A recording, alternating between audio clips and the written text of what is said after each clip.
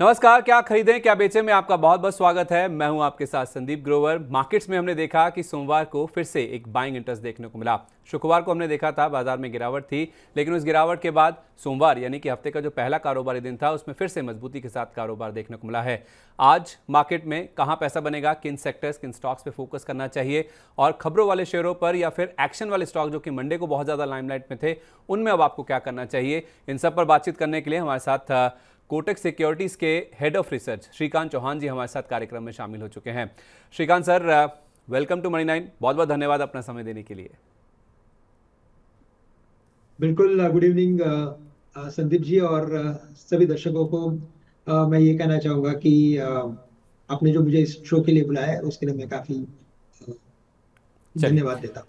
हम्म, ठीक है। तो एक बार पहले सोमवार के बाजार की बात कर लेते हैं, फिर बात करेंगे कि आज की तैयारी कैसे करनी है, यानी कि मंगलवार का दिन जो है वो मार्केट के लिए कैसा रह सकता है। सोमवार को अगर हम देखें तो एक बार फिर से हमने देखा मार्केट्स में मजबूती लौटती हुई नजर आई है, क्योंकि शुक्रवार जो कि पिछले हफ्ते का आखिरी कारोबारी दिन था, 4 दिन की मजबूती के बाद एक कमजोर सेशन हमने फ्राइडे को देखा था और उसके बाद सोमवार को हमने देखा फिर से खरीदारी लौटती हुई नजर आई है। निफ्टी में अगर हम देखें तो 131 अंकों की मजबूती के साथ क्लोजिंग देखने को मिली। 24,141.95 ये लेवल था जहां पे हमने क्लोजिंग देखी और इनफैक्ट इंट्राडे में जो ऑल टाइम हाई लेवल था 24,174 का, उसके आसपास जाने की भी हमने कोशिश करी। 24,164 का जो लेवल है वो डे हाई के आसपास हमने बनते हुए देखा था और वहां से करीब 20-25 पॉइंट नीचे निफ्टी में क्लोजिंग देखने को मिली, लेकिन 131 अंकों के आसपास की मजबूत क्लोजिंग हमने देखी। सेंसेक्स की जहां तक बात है तो 443 अंकों के आसपास का गेन हमने सेंसेक्स में भी बनता हुआ देखा। 79,476 ये आंकड़ा था जहां पे हमने देखा कि सेंसेक्स की क्लोजिंग होती हुई दिखी। और बैंक निफ्टी की जहां तक बात है तो 232 अंकों के आसपास का उछाल हमने बैंक निफ्टी में भी बनता हुआ दिखा है। बाजार में केवल एक दिन की गिरावट थी जो कि हमने फ्राइडे को देखा था, लेकिन निफ्टी बैंक की अगर बात करें तो 2 दिन से लगातार गिरावट हो रही थी। वो 2 दिन की जो गिरावट है वो सोमवार के बाजार में थमती हुई दिखी है और 232 अंकों के गेन के साथ हमने बैंक निफ्टी में 52,574 का जो लेवल है वहां पर जाकर क्लोजिंग बनती हुई दिखी है। सेक्टर्स की बात करें तो आईटी लीड कर रहा था। आईटी स्टॉक्स में हमने देखा दमदार एक्शन देखने को मिला। आईटी के अलावा फाइनेंशियल, दूसरा दिन था जब फाइनेंशियल मजबूत होते हुए दिखे और इसके अलावा एफएमसीजी कंजम्पशन का जो एक प्ले है वहां पे भी हमने देखा सबसे ज्यादा खरीदारी होती हुई दिख रही थी। कुछ सेक्टर्स जहां पे कमजोरी का रुझान देखने को मिला, उसमें पीएसयू एक ऐसा पॉकेट है जहां पे कुछ प्रॉफिट बुकिंग देखने को मिली थी। एनर्जी और उसके साथ साथ रियल्टी, ये कुछ ऐसे पॉकेट्स हैं जिनमें बिकवाली या फिर मुनाफा वसूली हावी होती हुई नजर आ रही थी। स्टॉक स्पेसिफिक बात करें तो आईटी जैसे मैंने कहा कि लाइमलाइट में था, तो टेक महिंद्रा, विप्रो जहां पे एक सीएलएसए का अपग्रेड भी आता हुआ देखा। बजाज फाइनेंस, ये कुछ ऐसे स्टॉक हैं जो कि निफ्टी के टॉप गेनर थे। लूजर्स की बात करें तो चूंकि पीएसयू पिटे हैं तो उसमें एनटीपीसी, एसबीआई इनके नाम सबसे ऊपर हैं। फार्मा से डॉक्टर रेड्डीज और ऑटो पैक से आइशर मोटर्स, क्योंकि ऑटो सेल्स के नंबर्स आने शुरू हो गए तो उसका भी इंपैक्ट हमने लूजर्स के तौर पे आइशर मोटर्स में देखा। एडवांस डिक्लाइन की बात करें यानी कि बाजार की ब्रेड्थ किस तरह की थी, क्योंकि निफ्टी मजबूती के साथ बंद हुआ है तो ज़्यादातर शेयर चढ़ने वाले शेयरों में जो सूची है उसमें ज़्यादा थे। 1794 शेयर ऐसे हैं जो कि बढ़त के साथ बंद हुए, बनस्पत इसके कि 711 शेयरों में हमने गिरावट देखी। तो एडवांस डिक्लाइन फेयरली हम देख रहे हैं कि एडवांसेस की तरफ ज़्यादा देखने को मिल रही थी। ज़्यादा एक्शन था स्मॉल कैप मिड कैप में, यानी कि ब्रॉडर इंडाइसेस बहुत ज़्यादा मजबूत थे, इसीलिए हमने देखा एडवांस डिक्लाइन काफ़ी मजबूत थी। दोनों इंडाइसेस रिकॉर्ड हाई पर जाकर बंद होते हुए देखे। यहाँ 821 अंकों का उछाल हमने स्मॉल कैप इंडेक्स में देखा और मिड कैप इंडेक्स की भी जहां तक बात है तो 550 अंकों से ज़्यादा का उछाल मिड कैप इंडेक्स में भी हमने क्लोजिंग के लिहाज से देखा।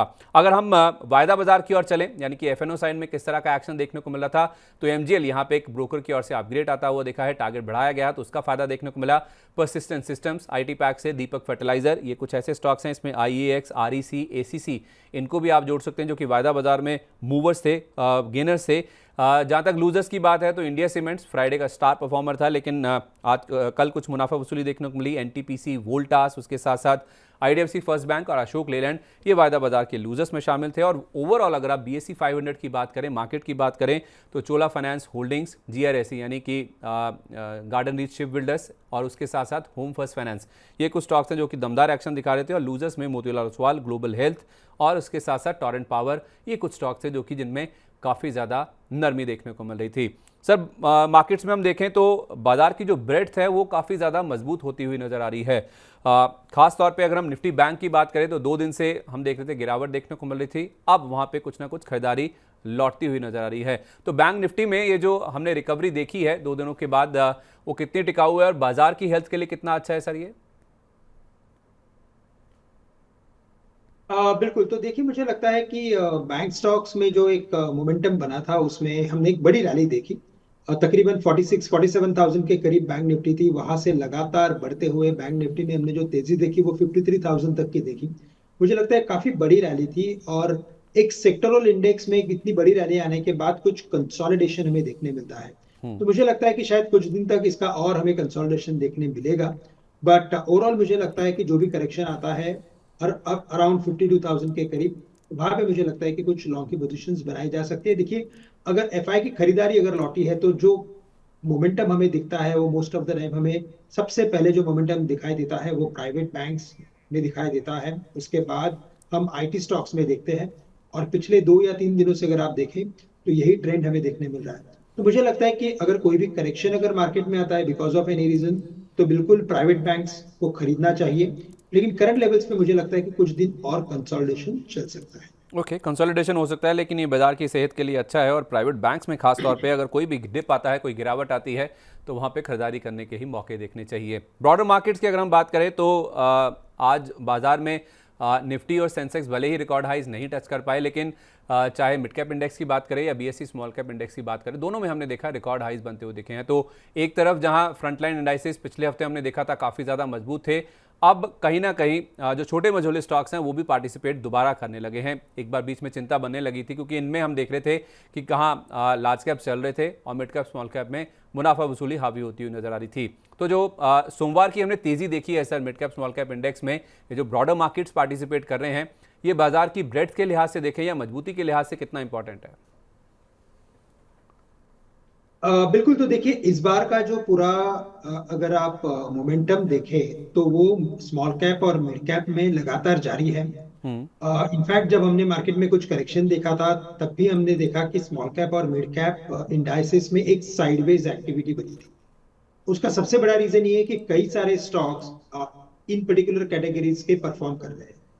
एंड बजट के पहले अगर आप देखें तो कई बार हम ऑयल एंड गैस स्टॉक्स में मोमेंटम देखते हैं, फर्टिलाइजर्स में एक्टिविटी देखते हैं, कुछ ऑटो एंसिलरी में मोमेंटम देख लेते हैं। तो मुझे लगता है कि इसी वजह से अगर आप आज के गेनर्स भी देखते हैं तो कई सारे ऑयल एंड गैस स्टॉक्स में तेजी बनी है। हम्म। कई सारे फर्टिलाइजर स्टॉक्स में तेजी बनी है जो इस पर्टिकुलर ग्रुप के लीडर्स हैं इन टर्म्स ऑफ देयर वेटेजेस। और इसी वजह से आज हमने इन इंडाइसेस को हायर लेवल्स पे जाते हुए देखा है। मुझे लगता है कि बजट तक ये मोमेंटम जारी रहेगा। हम्म। बजट के आउटकम के बाद वापस से एक सेक्टरल एक्टिविटी देखने मिलेगी। लेकिन तब तक हमें लगता है कि स्मॉल कैप और मिड कैप में ये मोमेंटम जारी रहेगा, और हमें लगता है कि काफी सिलेक्टिव रहना जरूरी है। जो इंडस्ट्री के लीडर्स है, जैसे कि पकड़ लीजिए कि अगर फर्टिलाइजर्स में अगर मुझे किसी स्टॉक में अगर दाव लगाना है तो मैं कहूंगा कि शायद दीपक फर्टिलाइजर ले सकते हैं, या तो चंबल फर्टिलाइजर ले सकते हैं, जीएनएफसी ले सकते हैं। तो वैसे आप चुनिंदा स्टॉक्स में खरीदारी कीजिए। लेकिन ये मोमेंटम हमें लगता है कि जैसे लिक्विडिटी मार्केट में बनी है ये जारी रहेगा, लेकिन हमें जैसे जैसे मार्केट ऊपर जा रहा है हमें काफी सिलेक्टिव भी होना पड़ेगा। तो चलिए बजट के तो बाद हमें सिलेक्टिव होना है, लेकिन करंट लेवल्स में हमें लगता है कि कुछ मोमेंटम और देखने मिल सकता है। ठीक है, तो बजट तक जो कि एक्सपेक्टेड है कि 21 या 22 तारीख को हो सकता है, अभी कोई डेट फाइनलाइज नहीं है, लेकिन वहां तक हो सकता है कि मार्केट में जो मोमेंटम है, खासतौर पे जो छोटे मॉड्यूलर स्टॉक्स हैं वो जारी रह सकता है मोमेंटम, लेकिन सिलेक्टिव रहने की जरूरत है। लेकिन हमें थोड़ा पिक एंड चूज करके चलना चाहिए। मार्केट में जो लीडर्स हैं सेक्टर्स के, उन्हीं के साथ रहें तो ज़्यादा बेटर है। जैसे फर्टिलाइजर की हमने बात भी करी, दीपक फर्टिलाइजर, चंबल, जीएनएफसी, ये कुछ स्टॉक्स हैं जो कि हमें श्रीकांत सर बता रहे हैं कि फर्टिलाइजर एज अ पैक की जहाँ तक बात है, तो आप लीडर्स के साथ रहें, दिग्गजों के साथ रहें सेक्टर में, तो शायद आपको अच्छा मुनाफा दिला सकता है। स्टॉक स्पेक्स की अगर हम बात करें सर, तो सोमवार के बाजार में हमने देखा था कि कई सारे mid cap small cap stocks में एक्शन देखने को मिला था। राणे होल्डिंग्स एक एग्जांपल था। इनकी जो जापान की जेवी है उसको लेके कुछ खबर आई, इन्होंने अपने जेवी पार्टनर को बाय आउट कर लिया, उसका इंपैक्ट 20% के सर्किट के तौर पे देखने को मिला। पीजी इलेक्ट्रोप्लास ये मूवर था। आयन एक्सचेंज की अगर हम बात करें तो निपॉन म्यूचुअल फंड ने हिस्सेदारी बनाई है, तो इसका इंपैक्ट हमने पॉजिटिव साइड पे बनता हुआ दिखा। वोखार्ड को लेकर इनकी कैंसर की एक दवा है जो कि इन्फेक्शन में काम आती है, उसका एक्सपेरिमेंटल स्टेज चल रहा है, वहाँ पे कुछ पॉजिटिव खबर आई, तो उसमें भी हमने देखा कि 20% तक का अप मूव देखने को मिला। इरिडा अपने एफपीओ की तैयारी कर रहा है, जीआरएसी को एक नया कॉन्ट्रैक्ट मिला बांग्लादेश सरकार से। ये कुछ मूवर्स थे कल के सेशन की जहाँ तक बात है। अगर हम छोटे मझोले स्पेस की बात करें, कुछ ऐसे स्टॉक्स इस स्पेस में या इनसे मिलते जुलते जो आपने आइडेंटिफाई किए हो जिनमें अभी भी मोमेंटम में खरीदारी की जा सकती हो? देखिए, तो मुझे लगता है कि अ, मैं कहूँगा कि अभी जो मार्केट की जो रिएक्शन टाइम है वो काफी कम हो गया है, यानी कि इतने फास्ट रिएक्ट हो रहा है मार्केट कि जैसे ही न्यूज आती है वैसे स्टॉक या तो 10% 20% के सर्किट में चला जाता है। हाँ। तो अगर करंट लेवल से अगर देखा जाए तो मुझे लगता है कि इन इन जितने भी स्टॉक्स हमने अभी डिस्कस किए वहां पे हमें लगता है कि जीआरएसी ये एक ऐसा स्टॉक है कि जहां पे हमें लगता है कि मोमेंटम जारी रहेगा। और इसके ऑर्डर बुक और इसके ओवरऑल फंडामेंटल्स को देखें तो मुझे लगता है कि इसमें आने वाले कुछ महीनों तक और तेजी देखने मिल सकती है। थोड़ा जो भी अगर अप्रोच रखे वो एक लॉन्ग टर्म का अप्रोच रखिए और इसमें खरीदारी कर सकते हैं। 2200 2300 के करीब अभी ये स्टॉक ट्रेड कर रहा है, लेकिन अगर इसके ओवरऑल टेक्निकल पैटर्न को देखें तो हमें लगता है कि ये स्टॉक 3000 के करीब जा सकता है। अगर फंडामेंटली देखा जाए तो काफी एक्सपेंसिव है। तो स्ट्रैटेजी यही नीचे की जो भी करेक्शन आता है उसमें इसे खरीदे। और अगर लंबी अवधि का नजरिया है तो मैं कहूंगा कि करंट लेवल से भी इसे खरीदा जा सकता है। चलिए ठीक है, तो थोड़ा सा करेक्शन पे आप चाहें तो इसमें दोबारा एंटर कर सकते हैं। अच्छा, फाइनेंशियल शेयरों में हमने देखा सर 2 दिन से लगातार मोमेंटम काफ़ी स्ट्रांग देखने को मिल रहा है। चोलामंडलम फाइनेंशियल होल्डिंग्स की अगर हम बात करें वो एक स्टार परफॉर्मर था, इनफैक्ट टॉप गेनर था अगर हम BSE 500 की बात करें। इसके अलावा होम फर्स्ट फाइनेंस, इसमें भी हमने देखा कल के सेशन में काफ़ी मजबूती देखने को मिल रही थी। तो ये जो फाइनेंशियल शेयरों में हम देख रहे हैं कि अब पिकअप होता हुआ दिख रहा है, क्योंकि पहले मिड कैप अगर हम निजी बैंकों की बात करें तो उनमें काफ़ी अच्छा एक्शन देखने को मिल रहा था, वो थोड़े ठंडे पड़े तो PSU बैंकों में, उसके बाद जो मिड कैप साइड के बैंक है वहाँ पे एक्शन आया। अब 2 दिन से हम देख रहे हैं कि जो फाइनेंशियल स्टॉक्स हैं चाहे वो NBFCs हों उनमें ज़्यादा एक्शन देखने को मिल रहा है। तो क्या ये मोमेंटम अब टॉप बैंक्स जो हैं या निजी बैंक हैं या फिर जो PSU बैंक्स हैं उनसे शिफ्ट होके फाइनेंशियल स्टॉक्स में NBFCs में जा रहा है? कोई स्टॉक जो आपको अच्छे लग रहे हो? बिल्कुल। तो देखिए यहाँ पे इनफैक्ट एनबीएफसीज में पूरे 1.5 2 साल का अगर आप ट्रेंड देखें तो यहाँ पे स्लिपेजेस काफी कम हुए हैं। हम्म। और साथ ही साथ अगर आप देखें तो अपना जो इन्फ्लेशन है, इंडिया का इन्फ्लेशन, वो काफी कंट्रोल में है। हमें लगता है कि थोड़ा और वक्त लगेगा, लेकिन इवेंचुअली आप पकड़ लीजिए कि अगले क्वार्टर में हमें कुछ ना कुछ डेफिनेटली रेट कट के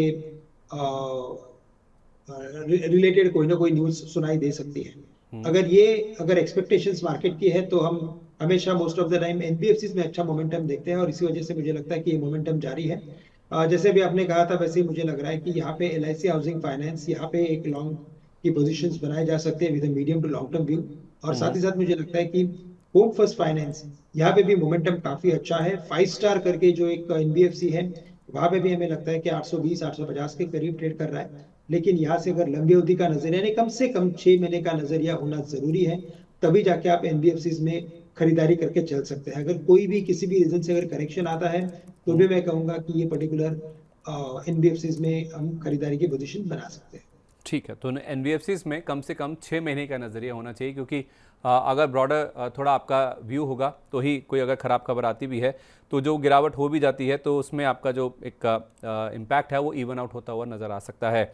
कल के सेशन में हमने देखा सर IT लीडर था, 2% के आसपास निफ्टी IT में हमने देखा कि अपमूव के साथ क्लोजिंग देखने को मिली। इनफैक्ट कई दिनों से हम देख रहे हैं कि IT एज अ पैक के जो परफॉर्मेंस है या फिर कंट्रीब्यूशन है इंडेक्स में वो काफ़ी मजबूत देखने को मिल रही है। कल के सेशन में विप्रो, जैसे मैंने कहा, CLSA का एक डबल अपग्रेड आया, अंडर परफॉर्म से आउट परफॉर्म की रेटिंग और जो टारगेट प्राइस है उसमें भी बड़ा अपग्रेड देखने को मिला था। 431 वाला टारगेट बढ़ाकर 660 रुपये किया गया।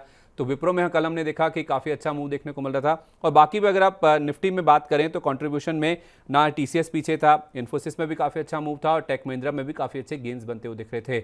IT एज अ पैक में क्या आपको लग रहा है कि अब शिफ्ट होता हुआ दिख रहा है? क्योंकि जैसे आपने भारत में रेट कट की बात करी, US में भी रेट कट का जो सिनेरियो है वो कहीं ना कहीं माना जा रहा है कि सितंबर में शुरू हो जाएगा। तो क्या IT में अब डिसाइसिव बाइंग शुरू कर सकते हैं? कोई नाम जो आपने आइडेंटिफाई किए हों? देखिए बिल्कुल, तो मार्केट कई बार कई सारे इवेंट्स को काफी पहले डिस्काउंट कर लेता है और मुझे लगता है कि शायद यही ट्रेंड बन रहा होगा। बट साथ ही साथ मैं ये कहूंगा कि अभी अगर जैसे मार्केट में जो तेजी हमें देखने मिली है और कई सारे stocks including private banks, large cap companies में जो हमने तेजी देखी, अब इसके बाद अगर कोई सेक्टर जो काफी अट्रैक्टिव था और जो शायद इन रिजल्ट्स के लिए रुका हुआ था, मुझे लगता है अभी उसमें खरीदारी आई है। तो जो लिक्विडिटी है वो काफी ह्यूमंगस है मार्केट में, रिटेल से खरीदारी बिल्कुल आती जा रही है। तो मुझे लगता है कि जो डोमेस्टिक फंड्स है या तो जो डोमेस्टिक मनी आ रही है वो उन्हीं स्टॉक्स को या सेक्टर्स को चेज करेगी जहां पे फंडामेंटली अपसाइड अभी भी काफी क्लियरली विजिबल है और डाउनसाइड कम है। तो इसी वजह से IT स्टॉक्स में हम तेजी देख रहे हैं और स्पेसिफिकली मुझे लगता है कि 2 स्टॉक्स के ऊपर फोकस करना चाहिए।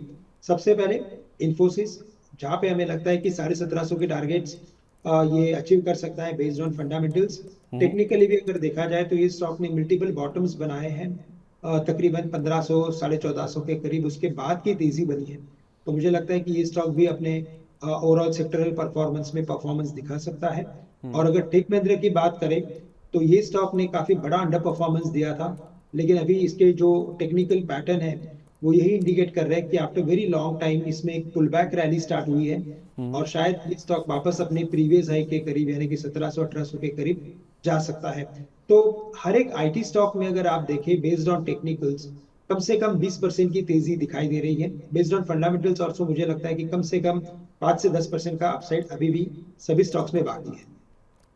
मतलब चाहे लार्ज कैप हो चाहे मिड कैप हो। बिल्कुल, तो देखिए मिड कैप में भी काफी अच्छा मोमेंटम बन रहा है, धीरे धीरे इसमें भी बाइंग आते जा रही है। और हमेशा मैं यही कहूंगा, हमारे दर्शकों को मैं यही कहता हूँ या हमारे क्लाइंट्स को भी मैं यही कहता हूँ कि मार्केट कई बार कई सारी चीजों को काफी पहले डिस्काउंट कर लेता है। हम्म। तो जहाँ पे भी एक अच्छी पेडिग्री है, या तो मैं कहूंगा कि अच्छा कंपनी का क्वालिटी मैनेजमेंट है, या तो कंपनी की अच्छी मार्केट लीडरशिप है, तो वहां पे मोमेंटम आ सकता है, या तो तेजी आ सकती है, या तो इन्वेस्टमेंट्स आ सकते हैं। और हम्म। उसी पर्टिकुलर कॉन्टेक्स्ट में मुझे लगता है कि कोफोर्ज और साथ ही साथ एम्फोसिस बीएफएल, ये दो स्टॉक हैं जो मैं कहूंगा कि थोड़ी मिड साइज कंपनीज हैं, बट यहाँ पे तेजी लौट सकती है। चलिए बढ़िया है। तो दिग्गजों में इन्फोसिस, टेक महिंद्रा और मिड कैप आईटी स्पेस से कोफोर्ज और एम्फोसिस, ये कुछ ऐसे स्टॉक्स हैं जिनमें आप खरीदारी कर सकते हो। कम से कम हर स्टॉक में, आईटी स्टॉक में 5 से 10% और कईयों में तो 20% तक का आप मूव भी देखने को मिल सकता है। यानी कि एक नए शिफ्ट के लिए, एक नई खरीदारी के लिए आईटी स्टॉक्स तैयार होते हुए नजर आ रहे हैं। अब बात करते हैं आज की तैयारी करते हैं। आज किस तरह का एक्शन मार्केट में देखने को मिल सकता है। पहले निफ्टी की बात करते हैं, फिर मैं आपसे कुछ स्टॉक स्पेसिफिक बात करूंगा। सर, निफ्टी के लिए कौन से लेवल अहम है आज के, अगर हम सेशन की बात करें तो? बिल्कुल, तो देखिए निफ्टी में अगर स्पेसिफिकली लेवल्स के बेसिस पे बात करें तो मुझे लगता है कि 24,200 के लेवल्स काफी इंपॉर्टेंट हैं, जो प्रीवियस वीक के हाईएस्ट लेवल्स थे। 24,200 के ऊपर हम कम से कम 24,350 के लेवल्स देख सकते हैं। हम्म। और बेस्ट के सिनारियोज में हमें लगता है कि 24,500 के करीब एक काफी बड़ा कॉल राइटिंग खड़ा है। तो उन लेवल्स के करीब हमें लगता है कि बड़ा रेजिस्टेंस मार्केट को मिल सकता है। हम्म। वही अगर करेक्शन की अगर बात करें तो मार्केट में अगर यहाँ से करेक्शन आता है तो 23,900 ये एक इंपॉर्टेंट लेवल सपोर्ट के बेसिस पे काम करेगा। तो हम्म। बिटवीन 24,000 से लेकर 24,900 के बीच में मार्केट के लिए सपोर्ट है। लेकिन 23,900 के लेवल्स को अगर निफ्टी ब्रेक कर लेता है हम्म। तो फिर शायद हम 23,700 के लेवल्स निफ्टी में देख सकते हैं। तो तो हायर लेवल्स पे भी एक जो अपसाइड है वो 200-300 पॉइंट की है, डाउन साइड में भी 200-300 पॉइंट की जगह बन सकती है। लेकिन ओवरऑल जो बायस है वो बुलिशनेस का है, पॉजिटिव है। तो बाय एंड डिप्स की स्ट्रेटेजी अपनाएं। एग्जैक्टली मैं वही पूछने वाला था कि स्ट्रैटेजी क्या होनी चाहिए। आपने बता ही दिया कि बाय ऑन डिप्स की स्ट्रैटेजी होनी चाहिए, क्योंकि बुलिश रुझान है और आपने सारे लेवल्स मेंशन कर भी दिए हैं। 23,900 बहुत ही अहम सपोर्ट है। अगर वो लेवल टूटता है तो फिर नीचे में 23,700 तक के लेवल्स भी देखने को मिल सकते हैं। और अगला लेवल जो है रेजिस्टेंस के तौर पे वो है 24,200, उसके बाद 24,350 और फाइनली 24,500 तक के जो लेवल्स है वो देखने को मिल सकते हैं। तो तेजी करके चलनी है, मजबूती का बाजार है, बाय ऑन डिप्स की रणनीति आपकी होनी चाहिए। पीएसयू बैंक्स में हमने देखा कि गिरावट जो हुई है सर सोमवार के सेशन में, उसके बाद आज किस तरह का मोमेंटम देखने को मिल सकता है, इसके मायने क्या हैं और क्या पीएसयू बैंकों में खरीदारी करके चलना है? देखिए पीएसयू बैंक्स में हमने बड़ी रैली देखी थी, और पिछले अगर आप 1-1.5 साल का अगर ओवरऑल मोमेंटम देखें तो हम्म। As compare to private banks PSU banks में बहुत बड़ी तेजी हमने देखी। कई सारे स्टॉक्स डबल ट्रिपल हो चुके हैं, और इसी वजह से मुझे लगता है कि यहाँ पे कुछ कंसोलिडेशन देखने मिल रहा है। जो उनके फंडामेंटल्स से, यानी कि जो प्राइस टू बुक वैल्यू के बेसिस पे हम जो जो ये सभी बैंकों का हम आकलन करते हैं, वो सभी स्टॉक अपने हाईएस्ट बाउंड्री पे आ चुके हैं based on price to book value. और इसी हम्म। वजह से हमें लगता है कि अभी यहाँ पे काफी सिलेक्टिव अप्रोच मार्केट में आ रहा है। साथ ही साथ अगर एफआईएस की अगर खरीदारी लौटती है तो एफआईएस हमेशा जो मैक्सिमम प्रेफरेंस देते हैं वो प्राइवेट बैंक्स को देते हैं। इसी वजह से प्राइवेट बैंक्स में आउट परफॉर्मेंस बना है। लेकिन मुझे लगता है कि सिलेक्ट चुनिंदा पीएसयू बैंक्स में भी हम तेजी करके लॉन्ग की पोजीशन या इन्वेस्टमेंट्स करके चल सकते हैं, क्योंकि हमें लगता है कि ओवर द पीरियड यहाँ पे जो भी इन्वेस्टमेंट्स आएंगे वो फाइनेंशियल्स में आएंगे, और specifically state bank of India, Canara bank और बैंक ऑफ बड़ौदा जैसे स्टॉक हमें लगता है कि यहाँ से तेजी कर सकते हैं। ठीक है, तो कैनरा बैंक, एसबीआई और बॉब यानी कि बैंक ऑफ बड़ौदा, ये पीएसयू स्टॉक्स में सर ने बताया कि जो उनको पसंद है। अगर बैंकों में तेज़ी आती है तो ये कहीं ना कहीं लीड करते हुए नजर आ सकते हैं। एक और सेक्टर जो कि काफ़ी समय के बाद चला है सर, वो है सीमेंट एज अ पैक का। कल भी हमने देखा ओरिएंट सीमेंट 10% से ज़्यादा तेज़ था, क्योंकि मिड कैप स्मॉल कैप है तो ज़्यादा एक्शन देखने को मिलता है। एसीसी में हमने एक्शन बनता हुआ देखा। पिछले हफ्ते एक डील आई थी जिसमें अल्ट्राटेक ने इंडिया सीमेंट्स में हिस्सेदारी खरीदी। एक ब्लॉक डील भी हुई थी इंडिया सीमेंट्स में, उसमें भी माना जा रहा है कि शायद अल्ट्राटेक के पास ही हिस्सेदारी जाती हुई दिखी है। तो सदर्न मार्केट्स में उनकी पकड़ काफ़ी मजबूत हो रही है। और उधर अदानी जो कि दूसरा सबसे बड़ा प्लेयर है, उनकी ओर से भी हम देख रहे हैं कि मूव्स आते हुए दिख रहे हैं। वो अपना जो सीमेंट कारोबार है उसे कंसोलिडेट कर रहे हैं, एक ही अम्ब्रेला के अंडर लाने की कोशिश कर रहे हैं। इनफैक्ट जो अदानी सीमेंटेशन है उसको अंबुजा सीमेंट्स के साथ जोड़ा भी गया है। तो बहुत सारा एक्शन है जो कि सीमेंट एज अ पैक में होता हुआ दिख रहा है। तो इंफ्रा के नज़रिए से देखा जाए, इंफ्रा पे खर्च बढ़ेगा तो सीमेंट उसका डायरेक्ट बेनिफिशियरी होता हुआ दिखेगा। आपका क्या व्यू है सर इस पूरे सेक्टर को लेकर? कोई स्टॉक्स जो आपने आइडेंटिफाई करे हो जहाँ पे अभी भी खरीदारी करने के मौके हों? बिल्कुल, तो देखिए हमें लगता है कि इंफ्रास्ट्रक्चर ओवरऑल सेक्टर में अगर आने वाले 3 से 5 साल का अगर व्यू हो तो मुझे लगता है कि बड़ी तेजी बन सकती है। और इसी विजन के साथ मुझे लगता है कि जितने भी सीमेंट कंपनीज है वो एक्विजिशन मोड या टेक ओवर के बेसिस पे काम कर रहे हैं। और इसी वजह से जो बड़े बड़े ग्रुप है वहाँ पे कहीं ना कहीं हमने कुछ बड़े कंपनीज को खरीदते हुए जाने का कोई ट्रेंड आने वाले दिनों में देख सकते हैं। अभी हाल ही में जैसे आपने कहा इंडिया सीमेंट में डील हो चुका है, बाकी भी कई सारी कंपनीज है कि जहाँ पे ये मोमेंटम बन सकता है। बट साथ ही साथ मुझे लगता है कि अगर इस पर्टिकुलर सेक्टर को अगर इन टर्म्स ऑफ वैल्यूएशंस देखें तो कई सारे स्टॉक अपने वैल्यूएशंस के काफी ऊपर ट्रेड कर रहे हैं। तो अगर यहाँ से लंबी अवधि का नजरिया है, कम से कम 2 से 3 साल का अगर नजरिया है, तभी जाके आप इन सीमेंट स्टॉक्स में खरीदारी करके चल सकते हैं। क्योंकि अगर मार्केट में किसी भी रीजन से अगर करेक्शन आता है तो आपको टाइम वाइज करेक्शन का इंतजार करना पड़ेगा, यानी कि वो टाइम वाइज करेक्शन आपको झेलना पड़ेगा। बट यस, अगर आपको यहाँ पे करंट लेवल्स पे भी अगर इन्वेस्टमेंट्स करना है तो मैं कहूंगा कि अंबुजा सीमेंट, यहाँ पे हमें लगता है कि मोमेंटम जारी रहेगा। और साथ ही साथ अल्ट्राटेक सीमेंट, तो कम से कम 1.5-2 साल का नजरिया रखिए और इन दोनों स्टॉक्स में आप खरीदारी करके चल सकते हैं। तो एक आपने बोला अंबुजा सीमेंट और दूसरा है अल्ट्राटेक। कोई मिड कैप साइड से सर, क्या मिड कैप स्टॉक्स के वैल्यूएशन हाई हैं या आपने कोई स्टॉक आइडेंटिफाई किया हो वहां से? देखिए मिड कैप साइज स्टॉक्स में हमेशा यही रहेगा कि कौन इसे टेक ओवर कर रहा है कि नहीं कर रहा है, या तो अदरवाइज उसका इंडिपेंडेंटली चलना मुश्किल है। लेकिन हमें लगता है कि जो तीसरी बड़ी सीमेंट कंपनी है दैट इज दालमिया भारत, यहाँ पे हमें लगता है कि यहाँ पे भी मोमेंटम बन सकता है। ठीक है। पिछले कई महीनों से ये स्टॉक प्रेशर में रहा है, तो करंट लेवल्स पे फंडामेंटली काफी अट्रैक्टिव है।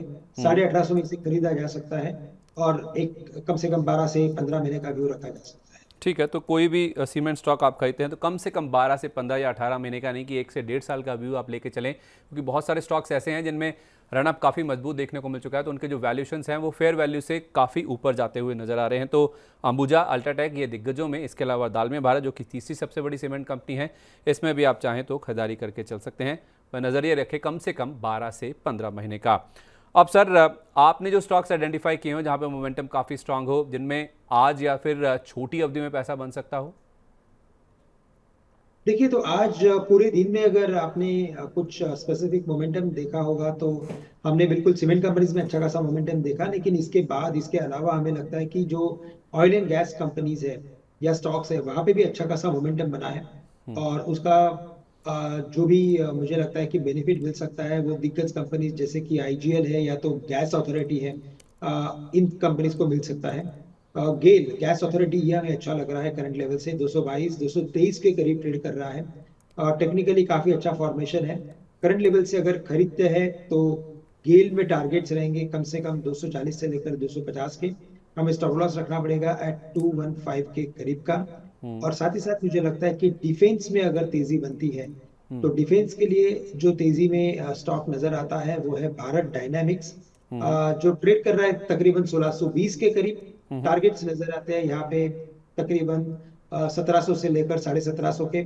और जो हमें स्टॉप लॉस रखना है वो रहेगा तकरीबन 1580 रुपए का। क्या व्यू है सर इन दोनों स्टॉक्स में? आपने दोनों ही स्टॉक्स जो हैं वो पीएसयू स्पेस से लेकर आए हैं, एक ऑयल एंड गैस का है, एक डिफेंस का है। इनमें क्या व्यू लेकर चलना है जो टारगेट्स आपने बताए सर? संदीप जी, तो देखिए व्यू यही है कि जब भी मोमेंटम बन रहा है मार्केट में तो हमने स्पेसिफिकली कुछ सेक्टरल मोमेंटम या सेक्टरल थीम में इन्वेस्टमेंट्स या कुछ बाइंग मोमेंटम आते हुए देखा है। इस बार भी हमें लगता है कि ऑयल एंड गैस अगर आप देखें तो overall in terms of valuations काफी अट्रैक्टिव लेवल्स पे अभी ये ट्रेड कर रहे हैं। नो डाउट कि as compare to their historical valuations ये अभी भी काफी महंगे हैं, लेकिन अगर पूरे मार्केट की अगर ओवरऑल रीडिंग करें तो उसके बेसिस पे हमें लगता है कि ये स्टॉक है कि जहां पे इन्वेस्टमेंट्स आ सकते हैं आने वाले कुछ सालों के लिए। साथ ही साथ अगर आप इनके टेक्निकल फॉर्मेशन को देखें तो काफी अच्छा टेक्निकल फॉर्मेशन बना है। मल्टीपल टाइम्स 200 रुपए के करीब 210 215 के करीब गेल में सपोर्ट मिला है, तो 215 का स्टॉप लॉस रखा जा सकता है। टारगेट्स नजर आते हैं 242 से लेकर 255 के। और डिफेंस में मुझे लगता है कि ऑन गोइंग तेजी चलती रहेगी, क्योंकि जितने भी फंड्स जो भी अपना इन्वेस्टमेंट्स कर रहे हैं उनके लिए सेक्टर वैसे देखा जाए तो काफी छोटा है, लेकिन जो मोमेंटम दिखाई दे रहा है और जो विजिबिलिटी है पर्टिकुलर सेक्टर में, वो हमें लगता है कि इस पर्टिकुलर क्षेत्र में और भी इन्वेस्टमेंट्स को अट्रैक्ट कर रही है। इसी वजह से भारत डायनामिक्स को करंट लेवल से खरीदा जा सकता है। टारगेट्स नजर आते हैं 1730 के, और स्टॉप लॉस हमें रखना पड़ेगा 1580 का अगर आपको इस पर्टिकुलर स्टॉक में कुछ ट्रेडिंग पोजीशन बनानी है तो। चलिए, तो ट्रेडिंग पोजीशंस के नज़रिए से गेल, गैस अथॉरिटी ऑफ इंडिया और बीडीएल यानी कि भारत डायनामिक्स डिफेंस स्पेस में इनमें काफ़ी अच्छा पैसा बन सकता है। बहुत बहुत धन्यवाद सर, आज अपना कीमती समय हमारे साथ शेयर करने के लिए। आपसे विदा लें उससे पहले कोई डिस्क्लोजर्स जो आप शेयर करना चाहें हमारे दर्शकों के साथ?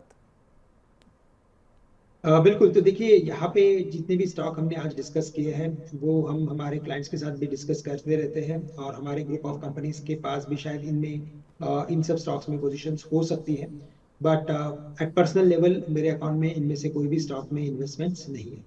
चलिए, बहुत बहुत धन्यवाद sir, thank you so much for joining us today, अपने स्टॉक रिकमेंडेशंस देने के लिए और बाजार पर अपनी राय हमारे साथ शेयर करने के लिए। My pleasure.